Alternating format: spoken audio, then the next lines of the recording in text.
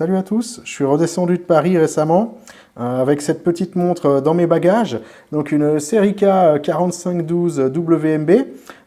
J'ai profité de ma présence à Paris pour rendre visite à la marque Serica, un beau projet d'origine française, des montres vraiment convaincantes dont j'ai envie de vous parler un petit peu aujourd'hui.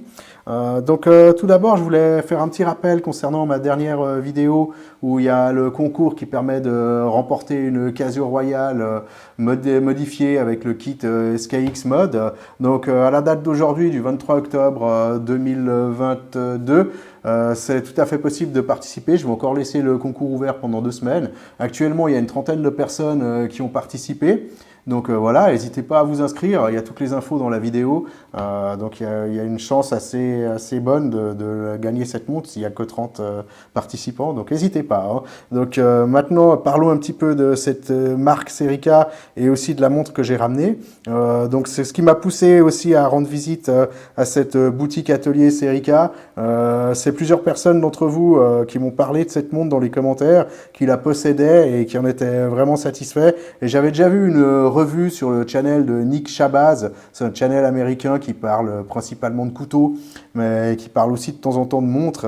Et il avait fait une présentation très originale, c'est un style assez particulier sur son channel, et une présentation très détaillée de cette montre qui m'avait vraiment donné envie de la voir en vrai. Donc ici j'ai la version WMB qui est le premier modèle de la marque. Donc je pensais aller chez un revendeur à la base, mais en fait c'est le seul point de vente qui existe de la marque, et le point de vente physique. Et j'ai rencontré le cofondateur et le designer de la marque, Jérôme, donc, qui m'a reçu dans cette boutique atelier.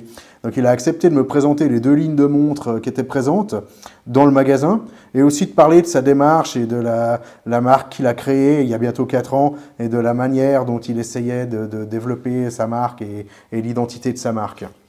Donc aujourd'hui, la marque elle est composée de 3 lignes distinctes. Donc on a la Field Watch qui se décline en 4 modèles. Donc on a la WMB et la Commando.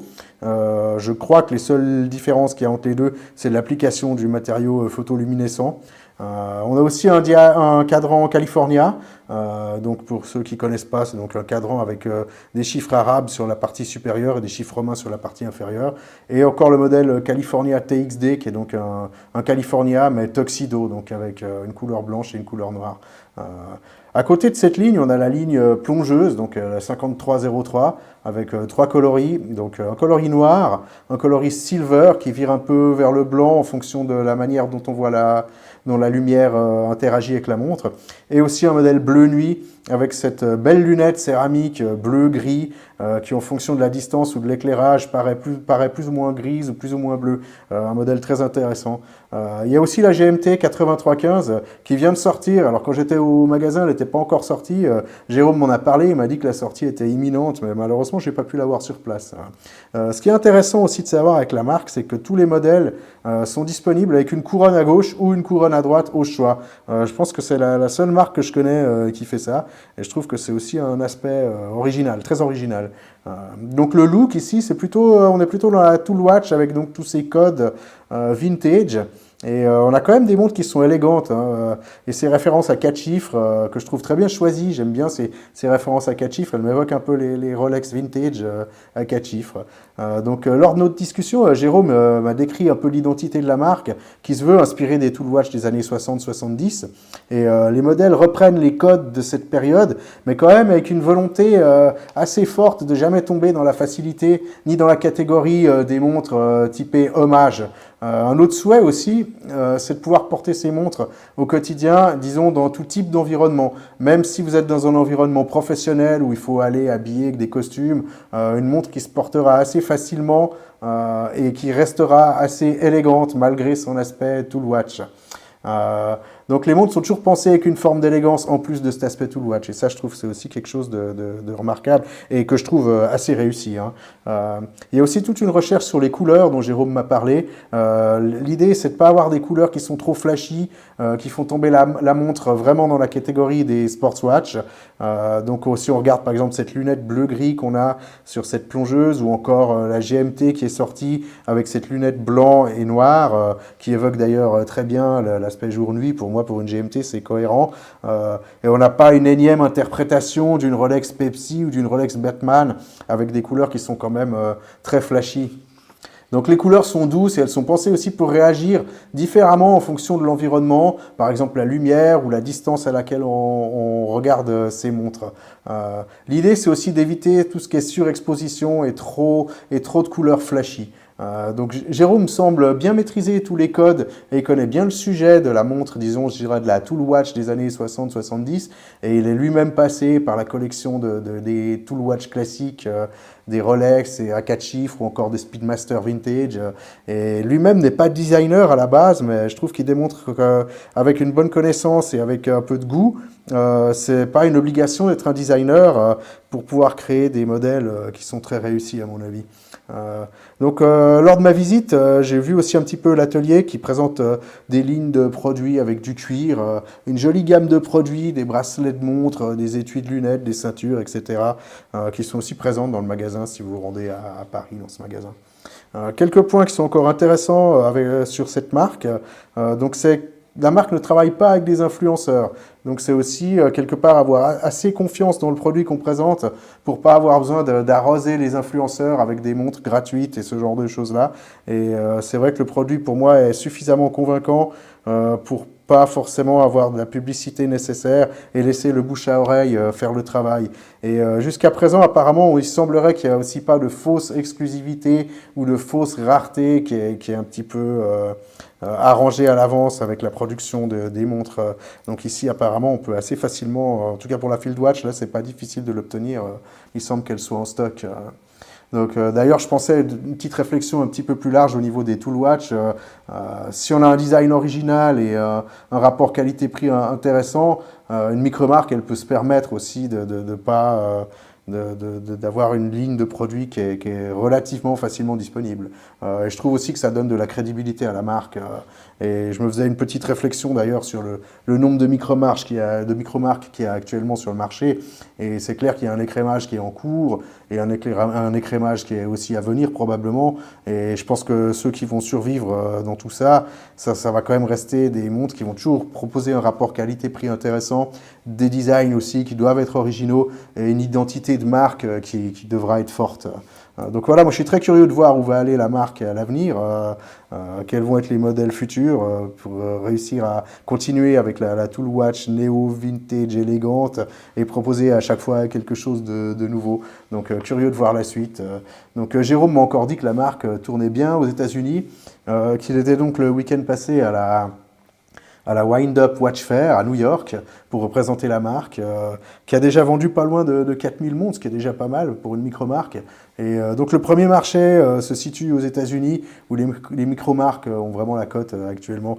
Donc voilà, pour moi ça fait plaisir de voir un projet français avec une telle qualité et des designs aussi originaux. Et voilà, je souhaite vraiment que cette marque aille vers le meilleur, hein, ça c'est sûr. Donc je propose de vous présenter un petit peu la 4512 WMB que j'ai redescendue de Paris. Les specs rapidement, ici on a un diamètre de 37,7 mm. Donc une dimension assez contenue, hein, mais qui a une très belle présence au poignet. Elle a un aspect massif et elle donne robuste. Hein. Son aspect fait vraiment robuste et c'est aussi renforcé par cette couronne de 7,5 mm de diamètre. Je vous montre un petit porté au poignet ici, mon poignet de 18 cm et je trouve que la montre, malgré ses moins de 38 mm, elle est tout à fait à sa place sur mon poignet de 18 cm. À côté de ça, on a une épaisseur de 11,3 mm qui est favorisée par l'utilisation d'un mouvement manuel et aussi on n'a pas de fond transparent, donc on a un fond plein, ce qui favorise aussi la finesse de la montre. 47,5 mm corne à corne, ce qui est assez long finalement pour une montre de 37,7 et ce qui participe à la présence de la montre au poignet. On a une entrecorne encore ici de 20 mm, un bracelet à 19 mm qui repasse à 20 mm au niveau de la boucle. Parlons encore un petit peu des specs. Ici, on a un saphir de 2 mm d'épaisseur, double dôme avec une belle distorsion sur les côtés, quand on la regarde avec un angle sur le côté. Étanche à 200 mètres et du Super Luminova qui, je pense, est du C3 d'après la couleur verte avec laquelle il réfléchit dans l'obscurité. Au niveau du design, on a cette boîte qui est entièrement brossée. À part ce chanfrein qu'on retrouve autour de la lunette, une belle finition avec un brossage vertical sur la partie supérieure de la lunette et aussi sur la partie supérieure de la boîte. qui rappelle un petit peu des Nautilus, des Royal Oak ou encore une Aquanaut par exemple. Et on a encore sur les flancs ce brossage vertical, mais dans l'axe Z de la montre. Quelque chose que que je crois avoir jamais vu en fait.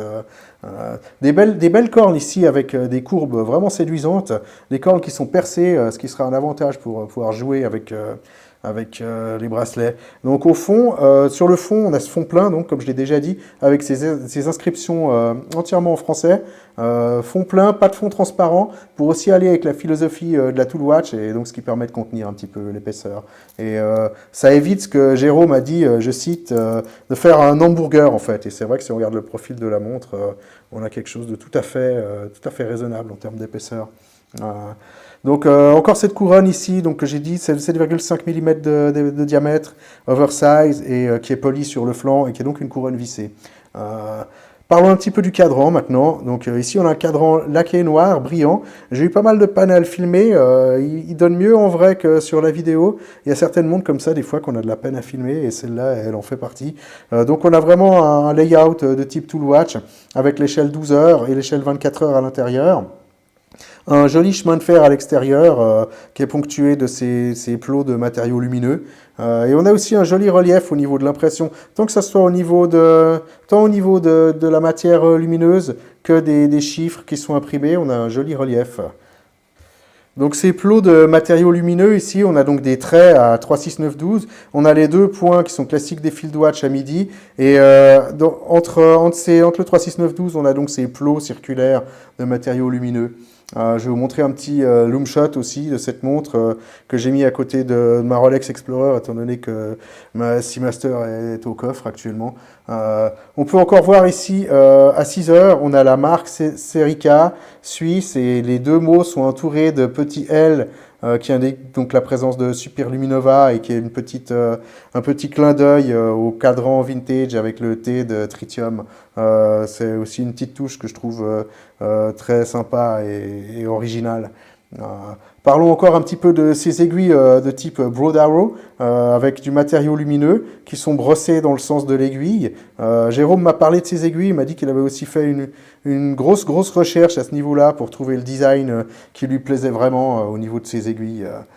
Autre élément très original de cette montre, c'est ce bracelet de type bon clip.